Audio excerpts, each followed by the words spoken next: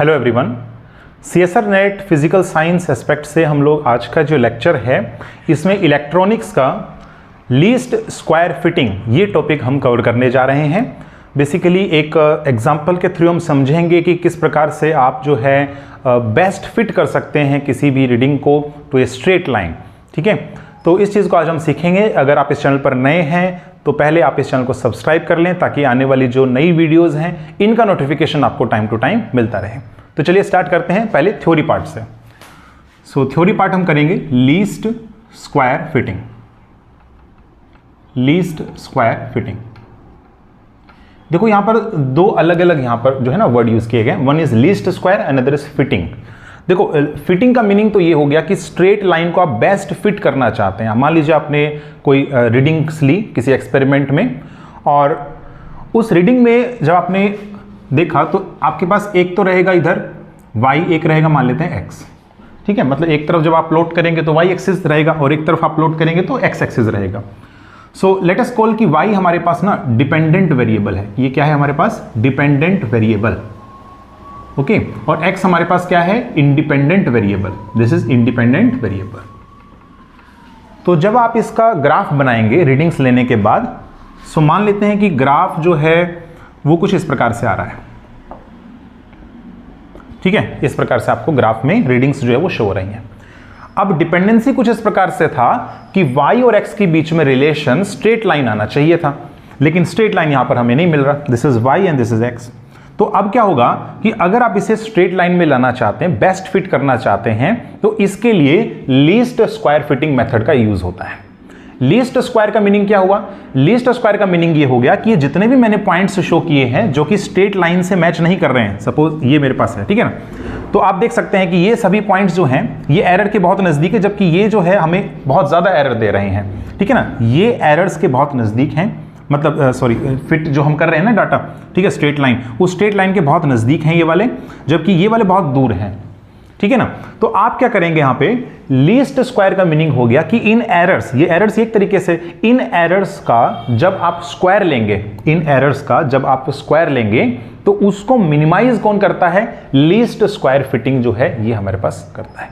ठीक है, तो least square fitting is a technique in which the sum of the squares, in which the sum of the squares of all the errors are to be minimised.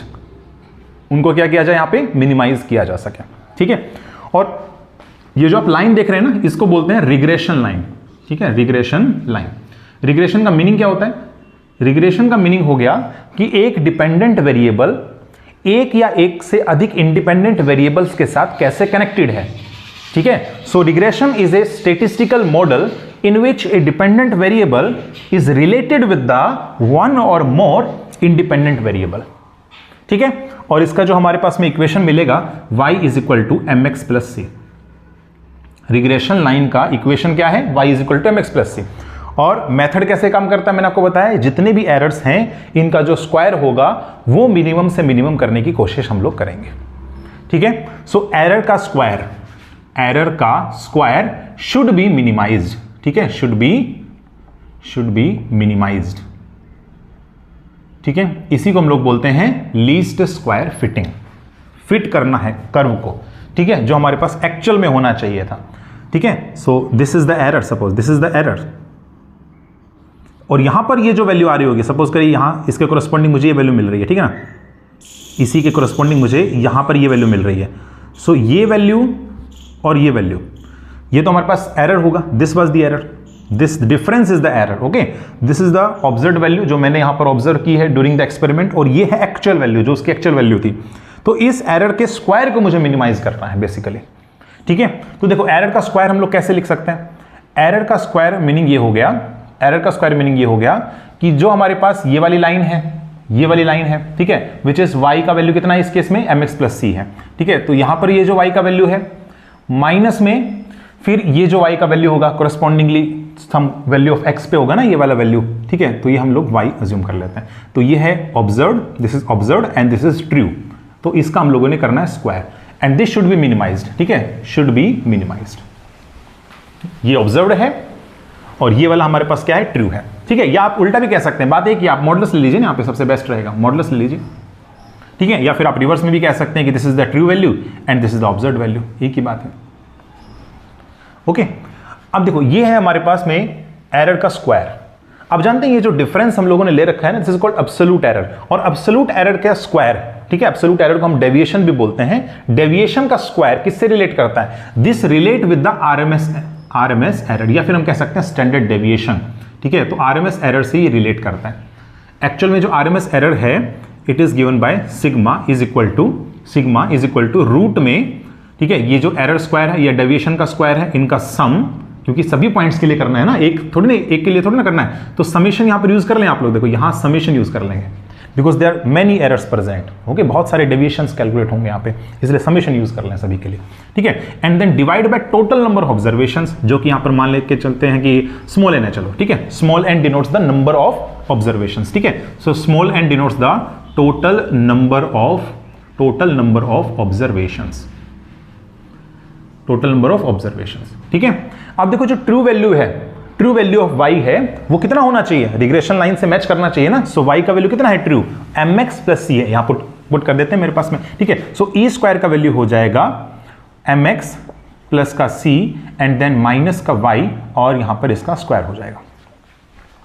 ये आ गया मेरे पास, ठीक है। अच्छा, और समेशन लग रहा है, देखो यहां पे समेशन आगे लग रखा है, आप इसको इंक्लूड करके चलें, ठीक है। अब इस क्वांटिटी को अगर आप मिनिमाइज करना चाहते हैं तो बेसिकली होगा क्या, ठीक है। मिनिमाइजेशन की कंडीशन ये है कि del of e square divide by del m as well as del e square divide by del c should equal to 0। ये क्या होना चाहिए हमारे पास? 0 के इक्वल होना चाहिए। अगर ये कंडीशन मैं यहां पर इंपोज कर देता हूं तो मेरे पास क्या आएगा? नाउ दिस इंप्लाइज दैट 2, ठीक है, समेशन आप पहले ही बाहर ले लो, एक काम करो, ठीक है, 2 and then we have mx plus c minus का y, और मान लेते हैं m के रेस्पेक्ट में हम इसका डेरिवेटिव कर रहे हैं, तो यहां पर आ जाएगा into x that is equal to 0, ठीक है। ये तो आया del square by del m, फिर del square by del c करेंगे तो कितना आएगा?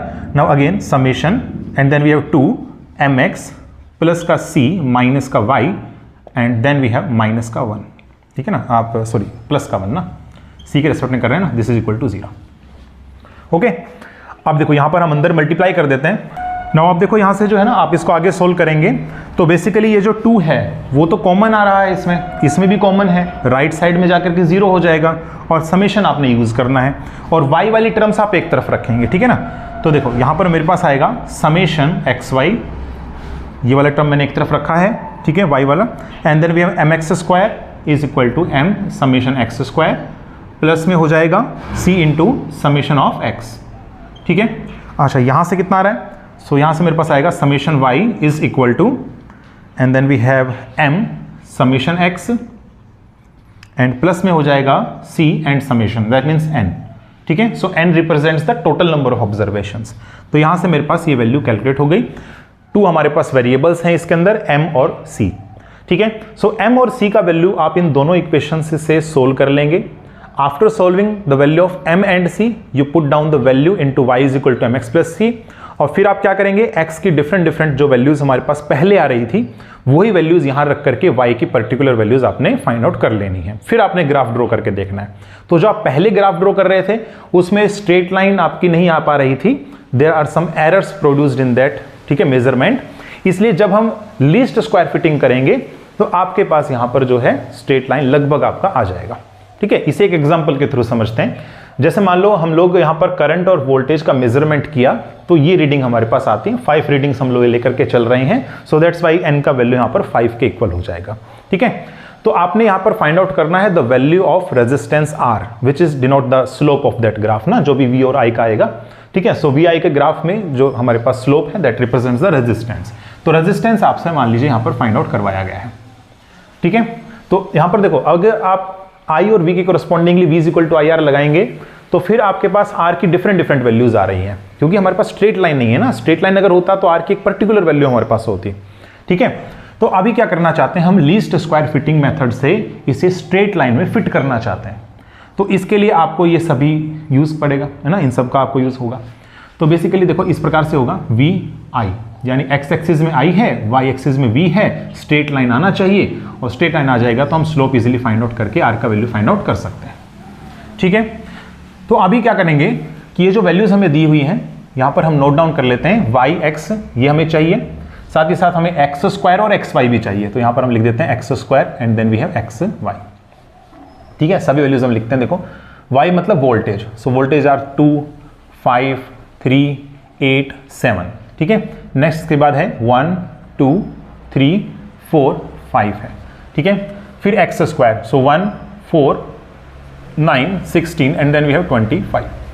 ठीक है, and x y, so x y हमारे पास हो जाएगा 2, 10, 9, 32 एंड देन वी हैव 35।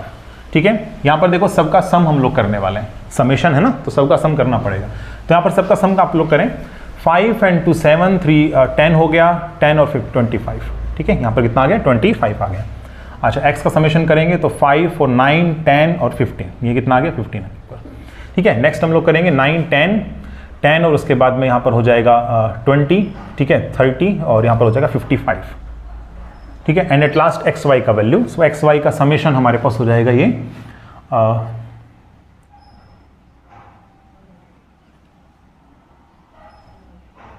ठीक है 88 आ रहा है। ठीक है ना, 88 आ रहा है।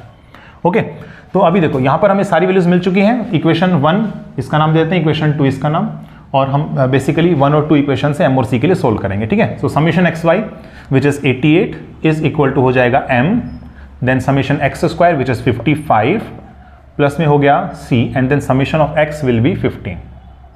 ठीक है, अच्छा फिर नेक्स्ट हम इक्वेशन लिख रहे हैं। इक्वेशन नंबर 2 से हमारे पास आएगा summation of y which is 25 is equal to m and then we have 15 plus में हो जाएगा c एंड देन n का वैल्यू है 5। ठीक है, बेसिकली काम कर सकते हैं यहाँ से, आप इसको अगर 3 से मल्टीप्लाई करके इसको इसमें सब्ट्रैक्ट कर देंगे ना, तो ये हो जाएगा कि 15c कैंसिल आउट, सो m का वैल्यू यहाँ से मिल सकता है। ठीक है ना, तो हम एक काम करेंगे, इक्वेशन नंबर 3 नाम देते हैं इसका, इक्वेशन नंबर 4 आप जो है दोनों को सब्ट्रैक्ट कर दें, तो मेरे पास देखो कितना आएगा 88 माइनस का 75 है ना, 3 से मल्टीप्लाई करने के बाद। ठीक है, is equal to m of 55 minus का 45 और ये दोनों कैंसिल आउट हो गए। नाउ दिस इंप्लाइज दैट यहाँ हमारे पास आ गया 13 is equal to m into 10। ठीक है, सो m का वैल्यू मेरे पास आ गया 13/10। ठीक है, so this is the value of m। और एक बार अगर हमें m मिल चुका है तो c का वैल्यू आप मालूम कर सकते हैं। Let us put this in this equation. Okay, ये जो इक्वेशन हमारे पास आ रही है ना, इसमें हम लोग पुट कर देते हैं इसका वैल्यू। तो देखो मेरे पास आएगा, now this implies that 25 is equal to 15। ठीक है, और m का वैल्यू है 13/10 एंड प्लस में हो जाएगा 5c, कैंसिल आउट हो रहा है 5 पर। ठीक है, ये आ जाएगा and then we have 50 minus का 39 divide by 2 is equal to 5c, that mean c का वैल्यू आ गया 11/10। c का वैल्यू 11/10, m का वैल्यू 13/10। तो बेसिकली हमें y का वैल्यू मिल चुका है, m है हमारे पास 13/10 इंटू एक्स, प्लस में इंटरसेप्ट मिल रहा है 11/10। ठीक है, y एक्सिस में हमारे पास वोल्टेज था, so voltage 13/10, this is current and plus में 11/10। ठीक है, तो आप देख सकते हैं कि यहां पर जो है करंट की ये जो पर्टिकुलर वैल्यूज हैं, ठीक है, ये वैल्यूज यहां रख करके आप वोल्टेज के लिए सोल्व करेंगे और फिर जो आपके पास रीडिंग आएंगी उनका अगर आप ग्राफ प्लॉट करेंगे तो वो लगभग आपको एक स्ट्रेट लाइन मिलने वाली है। मतलब बेसिकली आपको एरर जो है ना वो काफी हद तक जो है ना मिनिमाइज हो जाएगा। ओके, सो वो मिनिमाइज अगर हो गया तो आपके पास लगभग स्ट्रेट लाइन आएगी एंड स्ट्रेट लाइन अगर आ रही है दैट मीन्स आप लोग इजीली जो है फाइंड आउट कर सकते हैं द वैल्यू ऑफ स्लोप। तो स्लोप कितना आ रहा है 13/10 आ रहा है, so this is the value of resistance. तो रेजिस्टेंस यहाँ कैलकुलेट हो जाता है 13/10 ओम के इक्वल। ठीक है, 1.3 ओम के इक्वल। सीएसआर नेट में एक बार ऐसा क्वेश्चन पूछा भी गया था जहां आपको ये डाटा गिवन था और बेसिकली आपको जो है ना यहाँ पर स्ट्रेट लाइन जो है वो दिया था, उसका स्लोप आपने फाइंड आउट करना था।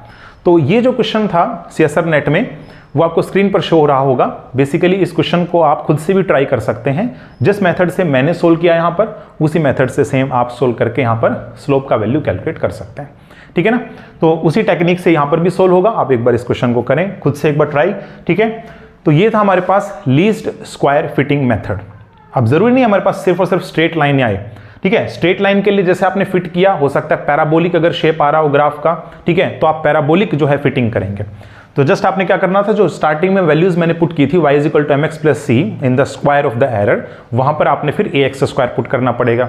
ठीक है, अगर पैराबोलिक आ रहा है तो फिर आप उसको मिनिमाइज करेंगे। ठीक है, तो इस प्रकार से आप वेरियस जो है ना जो भी आपके पास ग्राफ बनता है उसको आप फिट कर सकते हैं। ठीक है, using the least square fitting method. तो अब आपको ये लेक्चर जो है समझ में आ गया होगा।